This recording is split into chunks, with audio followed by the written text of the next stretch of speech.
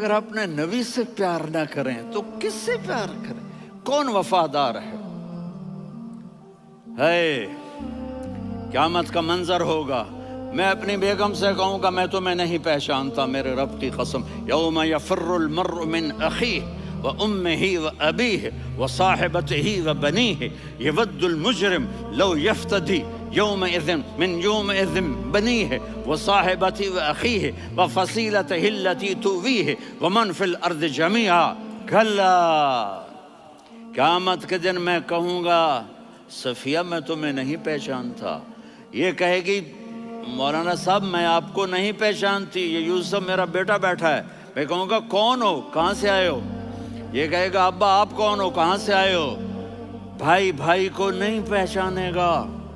ماں اور اولاد کا کتنا گہرا رشتہ ہوتا ہے، ماں کہے گی میں نے تمہیں جنا ہی نہیں ہے، اور جب جہنم میں ایک چیخ مارے گی تو سارے انسان اور فرشتے اور انبیاء ایسے گریں گے اور سب نفسی نفسی، آدم علیہ السلام نفسی نفسی، نوح علیہ السلام نفسی نفسی، ابراہیم علیہ السلام نفسی نفسی، اسماعیل، اسحاق، یعقوب، یوسف، یونس، عیسیٰ، موسیٰ، یوشع، لوط، شعیب، صالح، ہود، سارے انبیاء نفسی نفسی نفسی نفسی، میری جان بچا میری جان بچا۔ ایک طرف سے ایک آواز آئے گی، ایک آواز آئے گی، امتی امتی، واہ یا رسول اللہ ہم آپ پہ قربان جائیں۔ جس دن ماں نہیں پوچھ رہی، نبی نہیں پوچھ رہے، بیٹا نہیں پوچھ رہا، بھائی نہیں پوچھ رہا، یا رب امتی امتی، یا رب امتی امتی، یا اللہ میری امت، یا اللہ میری امت، یا اللہ میری امت، تو نظریں طواف کریں گی، یہ آواز کہاں سے آ رہی ہے؟ یہ کون بول رہا ہے؟ سب سے الگ کون ہے جو امتی امتی کہہ رہا ہے؟ جب نظریں آواز کی طرف چلتے چلتے چلتے چلتے پہنچیں گی تو وہاں میرے آپ کے جھولی پھیلا کے کھڑے، یا میری امت کو، یا اللہ میری امت کو۔ کون سی امت جو ساری زندگی شرابیں بیچتے رہے، جوئے کھیلتے رہے، زنا کرتے رہے، سود کھاتے رہے، جھوٹ بولتے رہے، چوریاں کرتے رہے، ڈاکے مارتے، میرا نبی کہہ رہا ہے میری امت کو بچا لے، میری امت کو بچا لے۔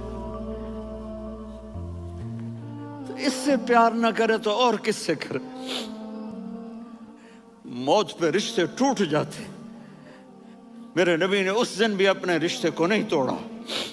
ابراہیم جیسی شخصیت کہیں گے سنو اے اللہ تیری میری دوستی کا واسطہ مجھے بچا لے، تیری میری دوستی کا واسطہ مجھے بچا لے۔ عیسیٰ علیہ السلام کہیں گے یا اللہ میں اپنی ماں مریم کا بھی سوال نہیں کرتا، میری جان بچا لے، مریم جانے تو جانے میری عیسیٰ۔ 5 بڑے رسول ہیں، نوح، ابراہیم،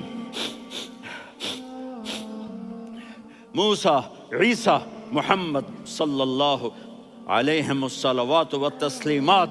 عیسیٰ علیہ السلام کہیں گے یا اللہ میں اپنی ماں مریم کا بھی سوال نہیں کرتا، میری جان بچا۔ اور میرا نبی کہے گا یا اللہ میری امت کو بچا لے۔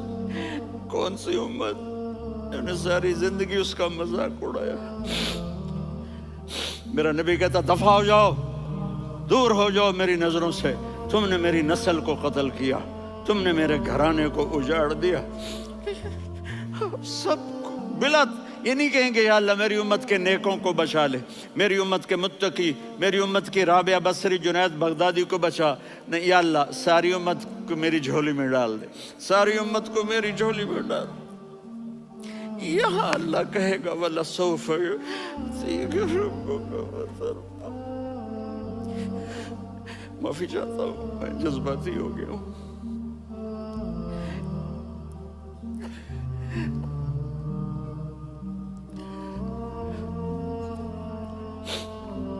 میرے بھائی بہنوں، میرے بچوں، تھوڑی سی زندگی ملی ہے، تھوڑی سی زندگی ملی ہے، اپنے حبیب کی زندگی کو اپنا لو۔ میں تھوڑے تھوڑے اشارے کر کے بتا دیتا ہوں۔ جب آپ بیٹے ہیں تو آپ کہہ رہے ہیں کاش میرے ماں باپ زندہ ہوتے، میں ان کی خدمت کرتا۔ پھر فرمایا اور نہیں تو میری ماں تو ہوتی، چونکہ ماں کو دیکھا ہے نا، باپ کو دیکھا نہیں ہے، تو فرمایا کاش میری ماں زندہ ہوتی اور میں عشاء کی نماز کے لیے مصلی پہ کھڑے ہو کے الحمدللہ رب العالمین پڑھ رہا ہوتا، اور ادھر سے میری ماں مجھے بلاتی محمد، تو میں نماز توڑ کے کہتا جی اماں جان میں آ رہا ہوں، نماز پھر پڑھا دوں گا۔ اپنے والدین کی عزت کرو۔ یہاں کا بڑھاپا بڑا خوفناک ہے کہ اولادیں چھوڑ جاتی ہیں اور ماں باپ ٹوائلٹ جانے سے بھی عاجز ہوتے ہیں۔ اپنی ماں کی دعا لو، اپنے باپ کی دعا لو۔ میرے نبی نے فرمایا ہاں عمر میرے بعد ایک آدمی آئے گا، اس کا نام ہوگا اویس، اور وہ کرن کی شاخ سے ہوگا۔ ہو گیا ٹائم؟ اچھا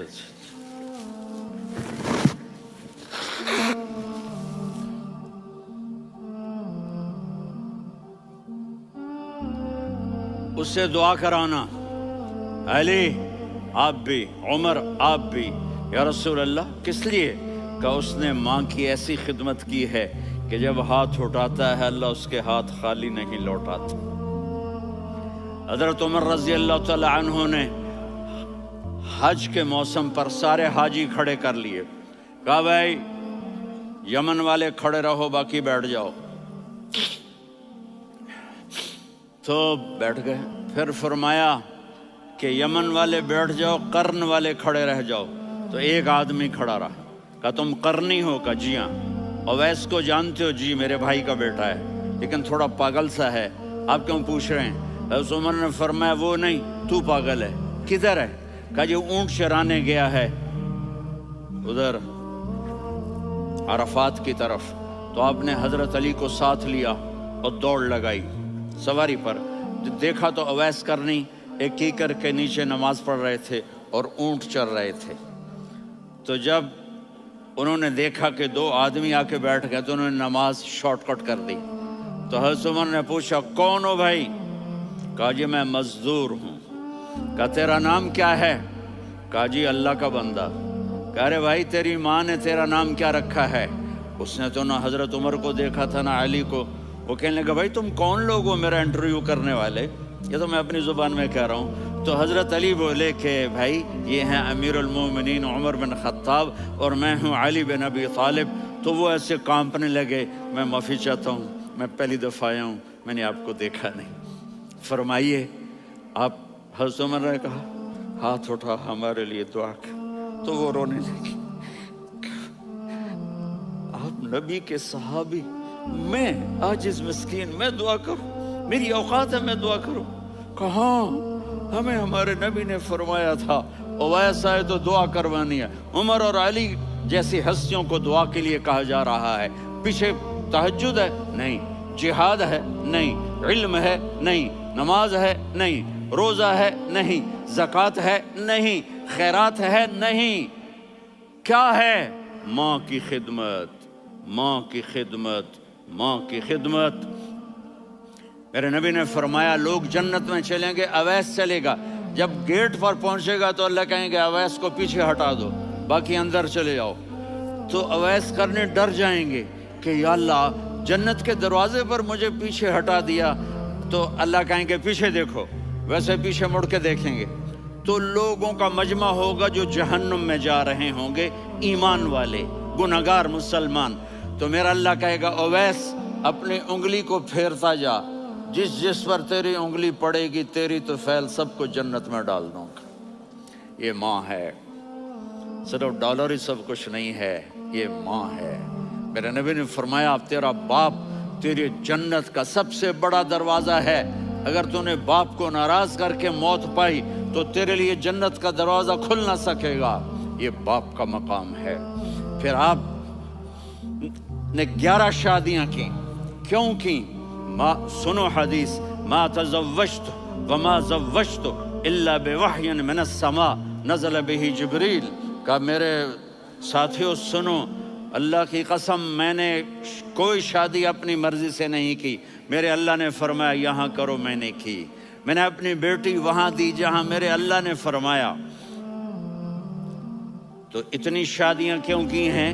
ہمیں گھر کی زندگی سمجھانے کے لیے. میری بات غور سے سنو، دنیا کا سب سے بڑا رشتہ خاوند اور بیوی ہے. سب سے مقدس رشتہ ماں باپ ہے، لیکن سب سے بڑا رشتہ خاوند اور بیوی ہے. جب یہ ٹوٹ جاتا ہے تو پوری نسل برباد ہو جاتی ہے. اس لیے آپ نے زندگی گزار کے دکھائی. آپ گھر میں جھاڑو دے رہے ہیں، آپ آٹا گوندھ رہے ہیں، آپ حضرت عائشہ کو لقمے بنا کے کھلا رہے ہیں، اور حضرت عائشہ کی دلداری کے لیے فرما رہے ہیں عائشہ سننا حدیث طبرانی کی، عائشہ انہو لیہون علی الموت ان اریتکی زوجتی فی الجنہ. عائشہ مجھے جب سے پتا چلا ہے نا کہ تو جنت میں میری بیوی ہے تو مجھے تو مرنے کا شوق لگ گیا ہے. اللہ کی قسم ہمیں سکھانے کے لیے تھا. جس نے اللہ کو دیکھ لیا ہو اسے عورت کی کیا خواہش رہ جاتی ہے. یہ ہمیں سکھانے کے لیے تھا کہ سب سے زیادہ عزت بیوی اپنے خاوند کو دے، خاوند اپنی بیوی کو دے. ہن لباس لکم وانتم لباس لہن، تمہاری بیوی تمہارا لباس ہے. اور اللہ بیوی سے کہتا تیرا خاوند تیرا لباس ہے. آپ نے 11 گھروں کو کس طرح آباد کیا، کس محبت سے کیا کہ 2 مہینے چولہا نہیں جلتا اور کسی کی زبان پر شکایت نہیں. یہ حسن سلوک، یہ محبت. حضرت عائشہ کی عمر تھوڑی تھی، جہاد کے سفر سے واپسی ہو رہی تو آپ نے صحابہ سے کہا بھی چلے جاؤ سارے آگے چلے گئے تو صرف آپ دونوں رہ گئے. تو آپ نے کہا عائشہ دوڑ لگائیں. سبحان اللہ. حضرت اما عائشہ نے نہیں کہا، میرے نے عائشہ دوڑ لگائیں. کہا لگائیں. تو کہنے لگے ہمیں دوڑ لگائی. تو کہنے لگے میں آگے نکل گئی، آپ پیچھے رہ گئے. چند سال گزرے تو پھر ہم جہاد کے سفر سے آ رہے تھے تو آپ نے کہا صحابہ سے جاؤ بھی چلے جاؤ آگے.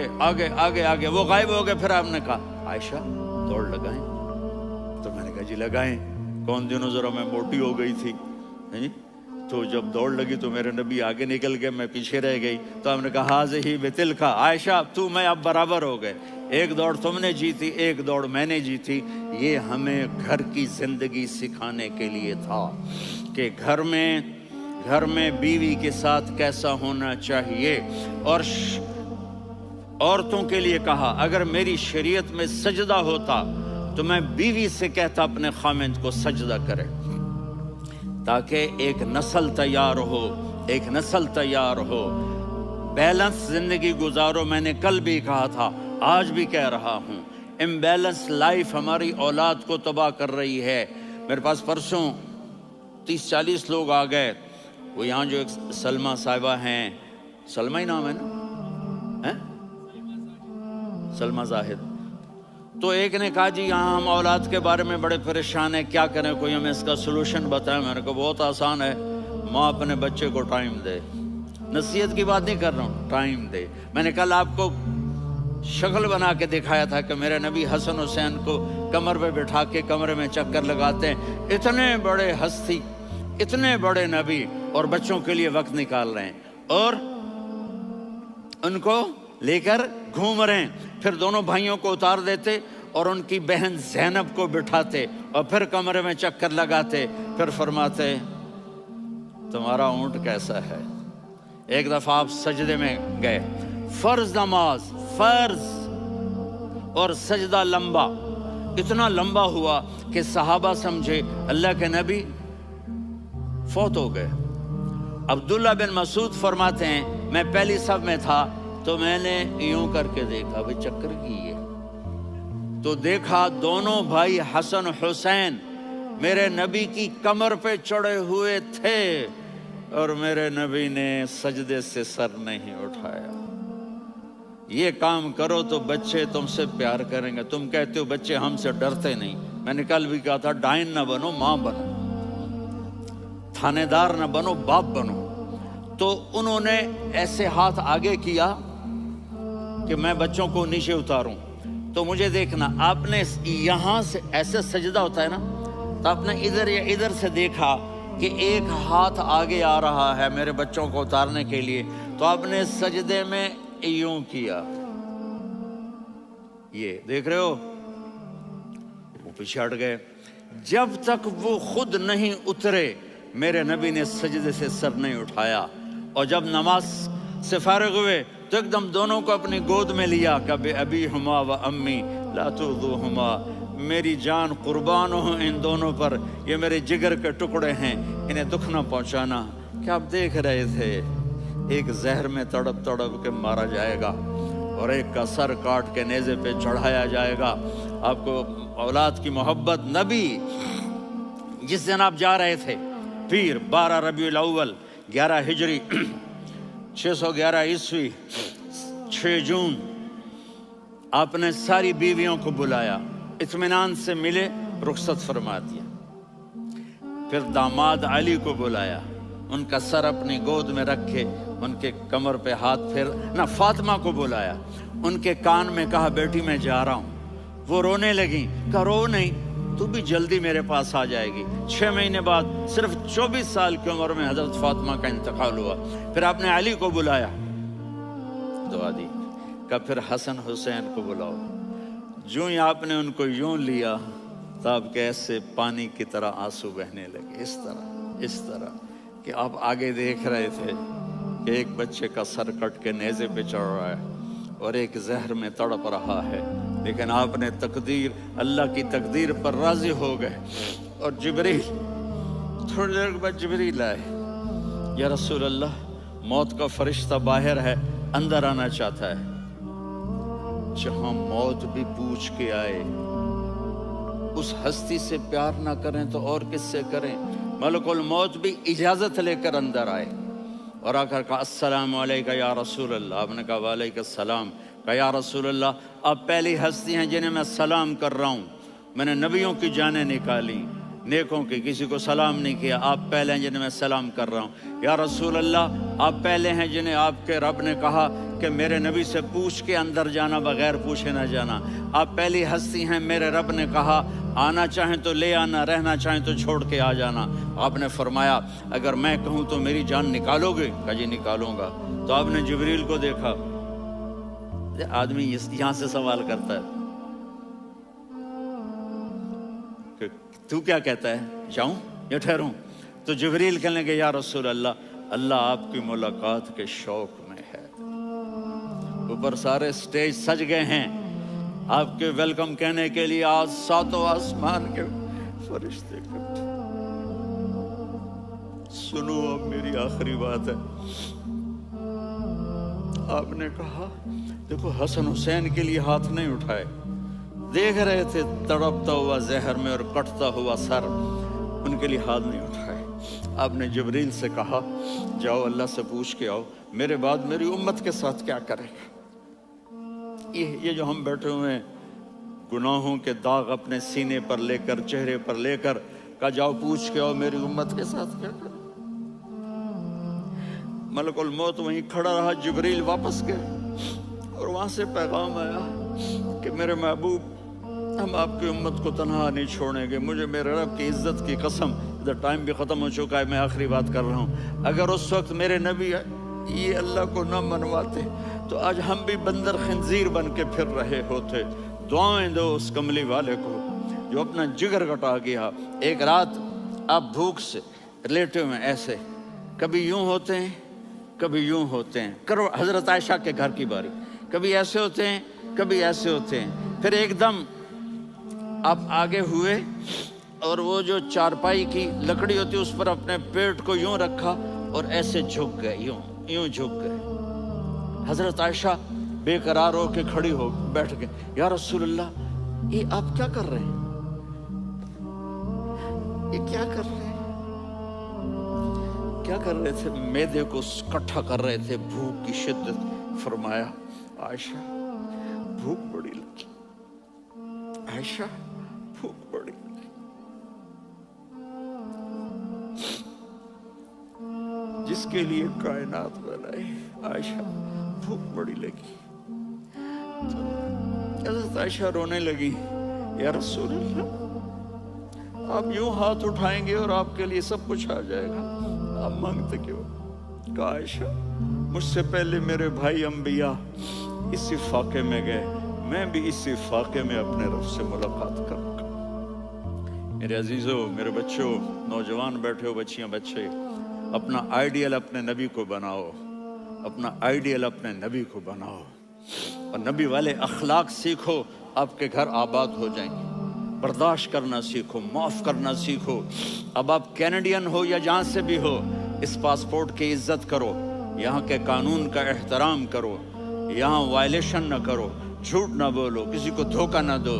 یہاں کی لڑکیوں سے اس لیے شادی نہ کرو کہ میرے پیپر بن جائیں، قیامت کے دن کالے منہ کے ساتھ اٹھائے جاؤ گے. اور جو حکومت تمہارے لیے قانون بناتی ہے اس کو فالو کرو. ٹیکس کی چوری مت کرو، یہ گورنمنٹ تم پر لگاتی ہے، ہماری حکومتیں تو لگاتی نہیں ہیں، لیکن یہ حکومت تو تم پہ لگاتی ہے. تو اللہ کے واسطے چور نہ بنو. ٹیکس کی چوری بہت بڑی چوری ہے کہ سب آپ کے کاموں کے لیے استعمال ہوتا ہے. تو یہاں کے قانون کو اوروں سے زیادہ اچھی طرح فالو کرو.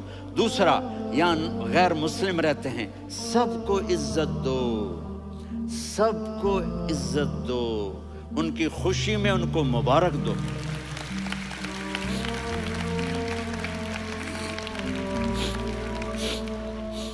وہ ان پہ غم آئے تو جا کے ان کے دکھ درد کو بانٹو. وہ بیمار ہو جائیں تو ہاسپٹل پوچھنے جاؤ، وہ مر جائیں تو گھر والوں سے جا کر افسوس کرو. تب جا کر وہ اسلام کے لیے سوچیں گے کہ یہ کون ہے محبت کرنے والے، ہمدردی کرنے والے. ہم اپنے ہی کنویں میں گھوم رہے ہیں مینڈک کی طرح. کس طرح بات آگے جائے گی جب تک وہ ہمارے اخلاق نہیں دیکھیں گے، ہماری محبت نہیں دیکھیں گے، ہماری خدمت نہیں دیکھیں گے. کتنے یہاں اولڈ ہومز بنے ہوئے ہیں، چکر لگایا کرو، جا کے صرف ایک سمائل دے دو تو اس بوڑھے کا سارا دن اچھا گزر جائے گا. کتنے کرنے کے کام ہیں. اگر آپ کے پاس کینیڈین پاسپورٹ ہے تو اب پاکستان میں جائیدادیں نہ بناؤ، یہاں اپنا سب کچھ خرچ کرو. وہاں کاروبار نہ کرو، یہاں کاروبار کرو. ادھر زکوٰۃ نہ دو، ادھر زکوٰۃ دو. یہاں بھی بہت زکوٰۃ کے مستحق لوگ آپ کو ملیں گے، یہاں خرچ کرو.